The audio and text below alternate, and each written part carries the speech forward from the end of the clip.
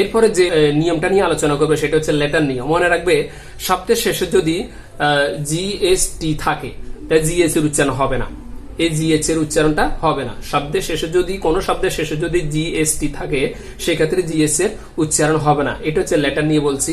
যেমন RIGST কি হবে? রাইট। কি হবে? রাইট। সঠিক। রাইট শব্দের অর্থ হচ্ছে সঠিক।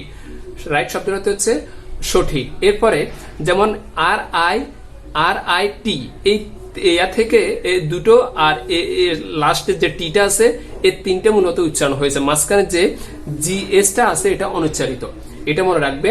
তাহলে আমি আরো কিছু ওয়ার্ড দিয়ে উদাহরণ দিয়েছি, যেমন NIGST কি? নাইসড না নাইট, কোনটা? নাইট উচ্চারণ হবে। এরপর দিতে পারি SIGST সাইট, সাইট হবে। তারপরে দিতে পারি HEIGST হাইট, এইভাবে উচ্চারণ হবে। জিএসটিটা অনুচ্চারিত, এটা উচ্চারণ হবে না। আরো দিতে পারে THOUGST থট, কি হবে? থট। এইভাবে আরো কিছু আছে, যেমন ফাইট FIGST ফাইট। আরো দেওয়া যায় স্লাইড SLIGST স্লাইড।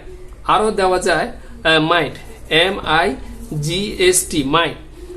এরপরে দেওয়া যায় ব্রাইট BRIGST ব্রাইট। এরপরে দেওয়া যায় টাইট TIGST টাইট।